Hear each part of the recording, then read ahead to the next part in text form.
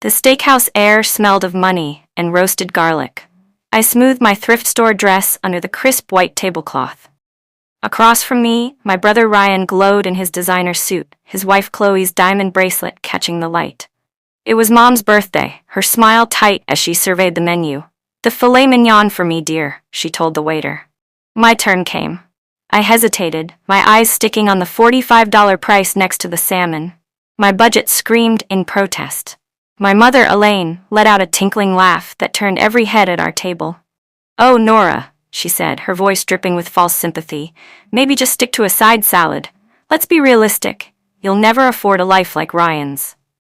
Heat flooded my cheeks. Ryan smirked. The meal continued, a symphony of clinking silverware and their exclusive conversation. Finally, the waiter arrived with the leather bill holder. My mother gestured grandly toward me. "Nora will take that." Confused, I reached for it. I opened the folio, my eyes scanning the bottom line. My blood ran cold. This was impossible. "What is this?" I whispered, my voice trembling. The total was astronomical. My mother waved a dismissive hand. "My treat for my birthday, of course, but I forgot my wallet. You can cover it. You owe me for all the years I raised you, don't you think?" The setup was so cruel, so calculated. Ryan watched, his expression one of mild amusement. I felt 50 pairs of eyes from memory burning into me, just like in those viral stories. My face burned with a fresh wave of humiliation. With shaking hands, I pulled out my debit card. I knew the exact balance in my checking account. This payment would clean it out. My rent money, gone. The waiter took the card away. Silence hung thick until he returned. I signed the slip, my signature a pathetic scrawl. "Thank you, darling," my mother said, not meaning it. I couldn't stay another second. I mumbled an excuse and fled toward the exit, my heart pounding a frantic rhythm of shame and rage. The cool night air did little to soothe the fire in my chest. I fumbled for my car keys, my vision blurry with unshed tears. As I reached my old sedan, their voices carried from the restaurant's entrance. I ducked behind my car. "Did you see her face?" Ryan was laughing. "I thought she was going to cry over that salad." My mother's voice followed, sharp and clear. "She needs to learn her place, always with her head in the clouds, thinking she's more than she is." Their laughter faded as they walked toward Ryan's luxury SUV. I slid into my driver's seat, the tears finally falling. They weren't tears of sadness anymore, but of fury. Years of belittlement flashed before my eyes, every backhanded compliment, every comparison, every time I was made to feel small. I slammed my hands on the steering wheel. Never again. I whispered to my reflection in the rearview mirror. The meek, apologetic Nora was gone. I drove home in a determined silence, a new resolve hardening inside me. The next morning, I woke up with a clarity I hadn't felt in years. The self-pity was gone, replaced by a cold, focused energy. I opened my laptop and found the email I'd been too hesitant to answer. It was a job offer for a project coordinator position at Crestview Properties, a respected development firm. The pay was solid, the growth potential real. I hit reply and typed my acceptance before I could second-guess myself. A week later, I started. The office was a world of glass and steel, a stark contrast to my previous job. My new boss, Anna, was fair and direct. I kept my head down, learning the systems, mastering the details. I was good at this, organizing chaos, seeing the threads others missed. While reviewing a list of investors for a new project, a name jumped out at me, Caldwell Holdings. It sounded familiar, but I couldn't place it. Then, a few pages later, I saw it. The name that made my breath catch, Ryan Turner Investments. My brother's company was involved with mine. The universe had a sick sense of humor. I closed the file, my heart thumping. I had to be careful. If Ryan found out I worked here, he'd either get me fired or use it to his advantage. I decided my greatest weapon would be silence. I did my job impeccably, becoming a ghost in the office machinery. But my ears were always open. I listened to the project managers talk. I learned that Ryan's firm was negotiating a pivotal partnership with Crestview, a deal he desperately needed. Whispers suggested his company was over-leveraged. I started quietly cross-referencing his firm's submissions. The numbers he presented were bold, ambitious, but the supporting documents were messy, inconsistent. A chilling realization dawned on me. My mother's golden son, the family's financial prodigy, was potentially in serious trouble, and he was doing a very good job of hiding it from everyone, including our mother. My phone buzzed with my mother's name. I almost didn't answer. "Nora, let's do lunch," she said, her voice sickly sweet. "Ryan has some wonderful news to share." The trap was obvious, but my new curiosity outweighed my dread. We met at a chic cafe.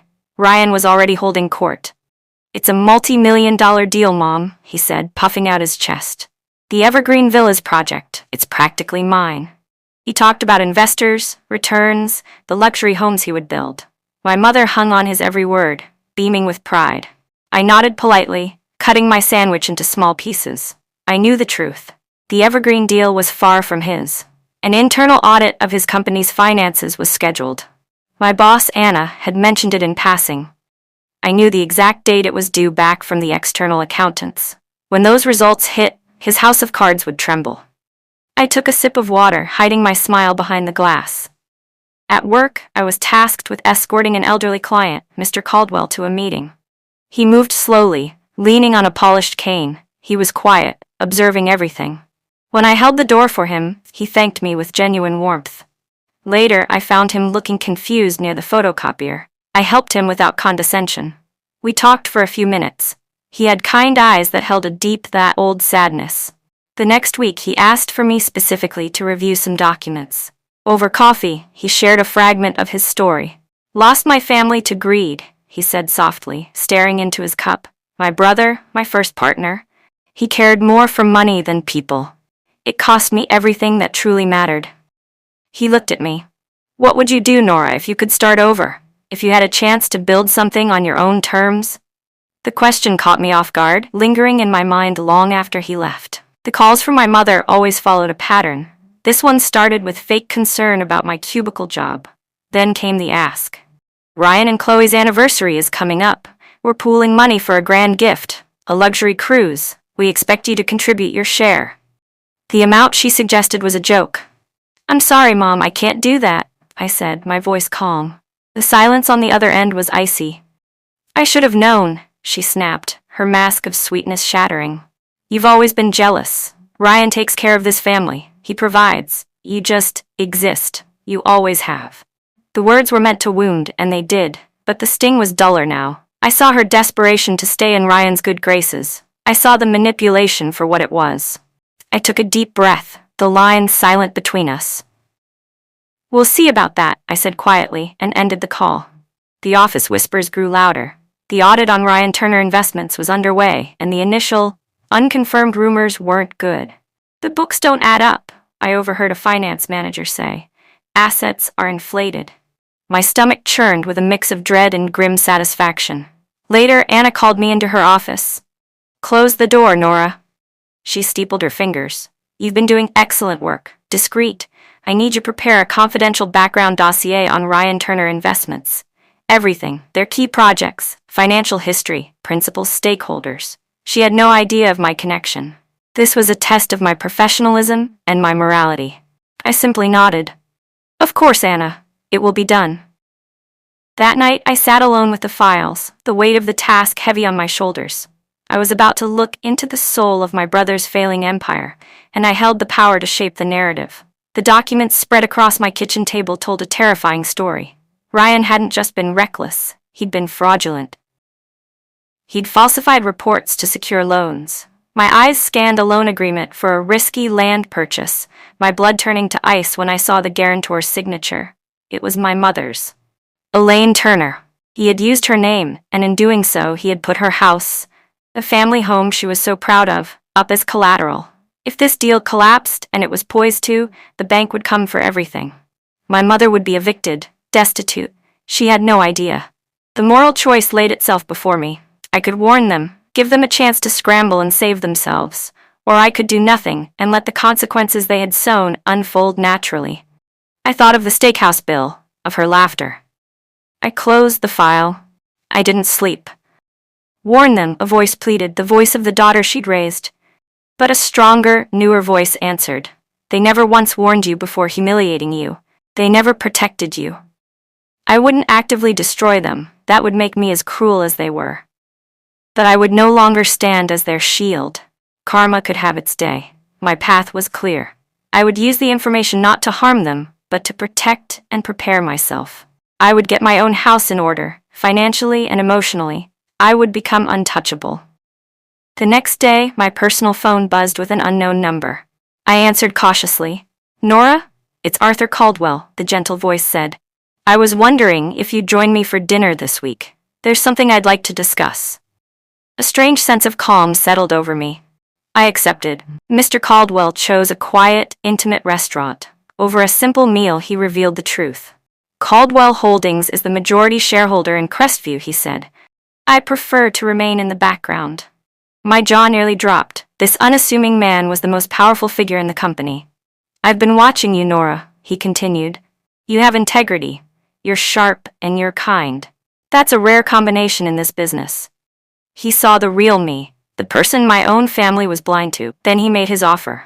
"I'd like to mentor you, and I'd like to help you buy a stake in one of our new projects, a small one, to start. Consider it an investment in your future." I was speechless. "Which project?" I finally managed to ask.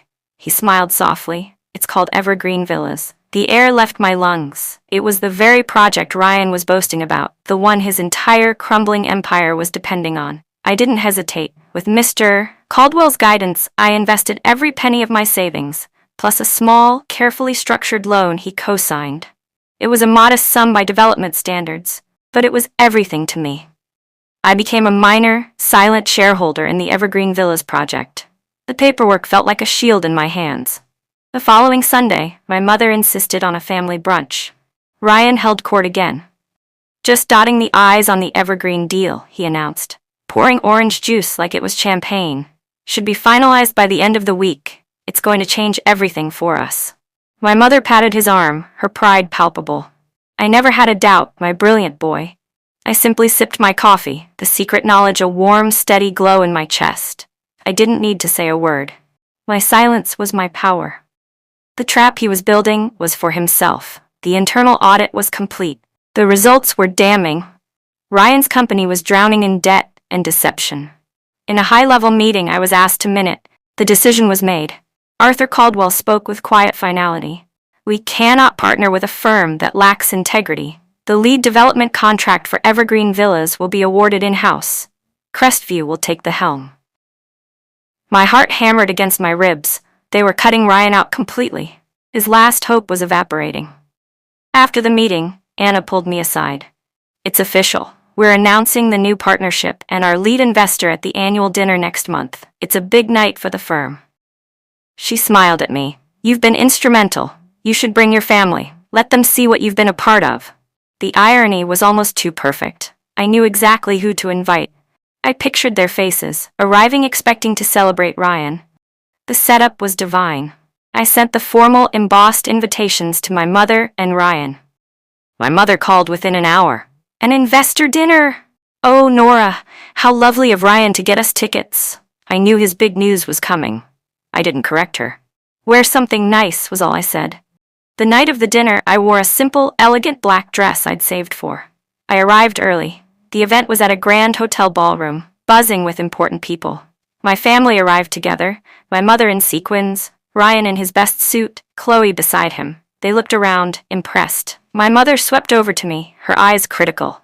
She leaned in, her whisper a sharp blade. "Try not to say much, Nora, just smile. Don't embarrass us this time." She straightened my collar with a condescending pat. I just looked at her, a small, unreadable smile on my lips. We were seated at a prime table. Ryan kept glancing toward the podium, waiting for his name to be called. The CEO of Crestview stepped up to the microphone. The room quieted. "Thank you all for coming. Tonight, we celebrate a new chapter for Crestview and the launch of our flagship project, Evergreen Villas." Ryan puffed out his chest, ready to stand. This project found its true north thanks to a new partner, an investor with remarkable foresight and integrity. Ryan's hand was on the table, ready to push himself up. The CEO beamed. "It is my honor to introduce our new partner." Ryan began to rise. "Nora Turner." The name echoed through the ballroom. Ryan froze, half standing, his face a mask of utter confusion. The applause started. All eyes turned to me. I stood gracefully, my legs steady. I walked to the podium, the click of my heels the only sound in the stunned silence at our table. I shook the CEO's hand, then leaned into the microphone. "Thank you. I said, my voice clear and strong. My deepest thanks to Arthur Caldwell, who saw potential in me long before I saw it in myself. I spoke briefly about integrity and building things that last. The crowd applauded warmly. I glanced at my table. My mother's face was a frozen mask of shock. Chloe was staring at Ryan with dawning horror. Ryan himself had collapsed back into his seat, his face pale. As I returned to my seat, he suddenly stood, his chair scraping loudly. He didn't look at me. He just muttered, "This is a betrayal," and stormed out of the ballroom, leaving a wake of whispers. The next day, the business news websites exploded. The audit of Ryan Turner Investments had been leaked. The headlines were brutal. Fraudulent filings uncovered, falsified financial reports. His company was finished. My phone rang incessantly. It was my mother. Her voice was hysterical, barely coherent. "Nora, the bank. They're calling. They say my house is collateral. Ryan used my name. What did you do?" I listened to her panicked sobs, my hands steady on my desk. I felt no joy, only a cold, quiet vindication. She had signed the papers without reading them, so eager to enable her golden child. Now she was facing the consequences. When she finally paused for breath, I spoke, my voice calm and low. "I told you, Mom, we'd see." I ended the call and blocked her number for the rest of the day. Wait, she showed up at my apartment, something she'd never done before. Her eyes were red raw, her expensive clothes disheveled. "You have to help us," she begged, all pride gone. "You have the money now, from that deal. You can loan it to Ryan, you can save the house." I looked at her, this woman who had never once stood up for me. Memories flashed, the steakhouse bill, the mocking laughter, a lifetime of being told I was less. She was crying real tears now.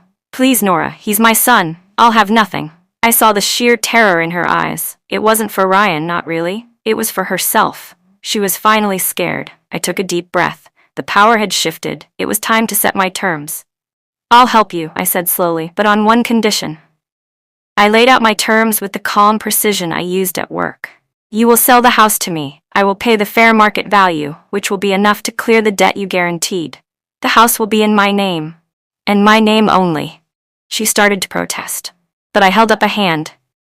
"You can continue to live there, rent-free, but your name comes off the deed. You will have a home, but you will no longer own it." It was a lifeline, but one that came with the ultimate humiliation for her. She would be living in a house owned by the daughter she deemed a failure. She was defeated, broken. After a long, silent moment, she nodded, fresh tears streaming down her face. "Okay," she whispered. We drew up the papers. She signed them the next day without looking me in the eye. Ryan found out. He burst into my office, his face purple with rage. "You conniving snake! You stole my mother's house, you ruined me." I remained seated, my posture calm. "I didn't ruin you, Ryan. Your fraud ruined you. I didn't force Mom to sign your papers. Her blind favoritism did that." I stood up, meeting his glare. "And I didn't make you push that dinner bill toward me. Remember? You did all of this to yourself." The truth was a physical blow. He staggered back, his anger deflating into sputtering incoherence. He pointed a shaking finger at me. "This isn't over. You think you've won? I'll get back on top. You'll see." He turned and stormed out of my office, leaving the door swinging in his wake. I knew he was wrong. He had nowhere left to climb. Months passed. My life was calm, prosperous. On the anniversary of that fateful steakhouse dinner, I invited my mother and Ryan back to the same restaurant. The air was thick with awkwardness as we sat at a similar table. Ryan was sullen, my mother subdued. I ordered for the table confidently, not even glancing at the prices. The meal was a quiet, tense affair. When it was over, I caught the waiter's eye and made a subtle gesture. He nodded. A few minutes later, he returned with the leather bill holder. He walked past me and placed it directly in front of Ryan. My brother looked up, startled. The unspoken rule had been broken. The bill was his. Ryan's face flushed with anger and embarrassment. He snatched the folio, grumbling about the mistake. He opened it, his eyes darting to the total, his shoulders slumping. Then his expression shifted to confusion. He looked inside again, then back at me. I smiled gently. "Don't worry, Ryan," I said, my voice carrying across the table. "This time, I can afford it." I had prepaid the entire meal before they'd even arrived. The bill he held was a zero-balance receipt. It was a lesson, not a punishment. At that moment, Mr. Caldwell approached our table. He shook my hand warmly. Nora, my dear? Just the person I was hoping to see. The partnership papers are ready for your final review. He nodded to my stunned family and walked away. The title partner hung in the air, the final piece of the puzzle clicking into place. The silence after Mr. Caldwell left was profound. My mother stared at me, truly seeing me for the first time. Not as a failure, not as a shadow, but as a successful, powerful woman. The bitterness in her eyes melted away, replaced by a weary, genuine regret. I was wrong about you, she whispered, the words costing her dearly. All these years, I was so wrong. I looked at her, the years of hurt finally settling. There was no triumph in this moment, only a quiet sadness for what could have been. You didn't need to be wrong, Mom, I replied softly. You just needed to listen. As if on cue, Chloe, Ryan's wife, stood up. She placed her napkin on the table. I've heard enough, she said quietly, not looking at Ryan. She turned and walked out of the restaurant and out of his life. I drove home alone, the city lights blurring past my window. There was no fierce joy, only a deep, settling peace. I took a detour, driving past my mother's house, my house now. The lights were on inside, warm and inviting. I could see their silhouettes in the living room. They were together, safe because of me. The cycle of hurt was broken. I had not destroyed them. I had, in my own way, saved them from themselves. I had built a life they could never have imagined for me, not on their money or their approval, but on my own merit. The final thought echoed in the quiet of my car, a perfect, peaceful truth. They said I'd never afford a life like my brother's. They were right. Mine was better, because I earned it.